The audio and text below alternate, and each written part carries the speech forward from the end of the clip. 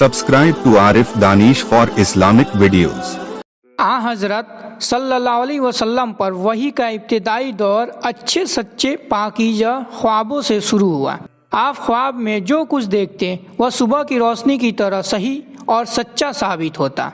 फिर मिन जानिब कुदरत आप तन्हाई पसंद हो गए और आप सल्लल्लाहु अलैहि वसल्लम ने गारे हिरा में खलवत नशीनी इख्तियार फरमाई और कई दिन और रात वहाँ मुसलसल इबादत और याद इलाही व जिक्र व फिक्र में मशगूल रहते।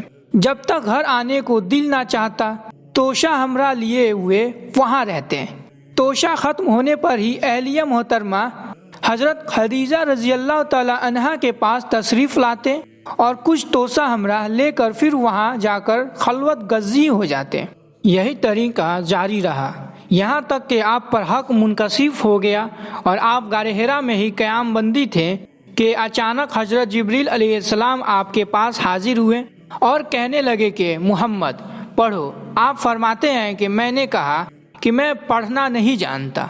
आप सल्लल्लाहु अलैहि वसल्लम फरमाते हैं कि फरिश्ते ने मुझे पकड़कर इतने ज़ोर से खींचा कि मेरी ताकत जवाब दे गई। फिर मुझे छोड़कर कहा कि पढ़ो। मैंने फिर वही जवाब दिया कि मैं पढ़ा हुआ नहीं हूँ। उस फरिश्ते ने मुझको निहायत ही जोर से खींचा कि मुझको सख्त तकलीफ महसूस हुई। फिर उसने कहा कि पढ़ो। मैंने कहा कि मैं पढ़ा हुआ नहीं हूँ। फरिश्ते ने तीसरी बार मुझको पकड़ा और तीसरी मर्तबा फिर मुझको खींचा। फिर मुझको छोड़ दिया और कहने लगा कि पढ़ो अपने रब के नाम की मदद से जिसने पैदा किया और इंसान को खून की मिट्टी से बनाया। पढ़ो और आपका रब बहुत ही मेहरबानियाँ करने वाला है। बस यही आयतें आप हज़रत जिब्रील अलैहिस्सलाम से सुनकर उस हालत में गारे हिरा से वापस हुए कि आपका दिल उस अनोखे वाक़या से कांप रहा था। आप हज़रत खदीजा के यहाँ तशरीफ़ लाएं और फरमाया कि मुझे कंबल उड़ा दो, मुझे कंबल उड़ा दो। लोगों ने आपको कंबल उड़ा दिया। जब आपका डर जाता रहा तो आपने अपनी ज़ौजा मोहतरमा हज़रत खदीजा रज़ी अल्लाह ताला अन्हा को तफसील के साथ ये वाक़या सुनाया और फरमाने लगे कि मुझको अपनी जान का खौफ हो गया है। आपकी अहलिया मोहतरमा हज़रत खदीजा रज़ी अल्लाह ताला अन्हा ने आपकी ढारस बंधाई और कहा कि आपका ख्याल सही नहीं है। खुदा की कसम आपको अल्लाह कभी रुश्वा नहीं करेगा। आप तो अखलाक़ फाजला के मालिक हैं। आप तो कुंबा परवर हैं। बेकसों का बोझ अपने सर पर रख लेते हैं। मुफलिसों के लिए आप कमाते हैं। मेहमान नवाजी में आप बेमिसाल हैं और मुश्किल वक्त में आप अम्र हक का साथ देते हैं। ऐसे औसाफ हुस्न वाला इंसान यूँ बेवक्त जिल्लत व ख्वारी के मौत नहीं पा सकता।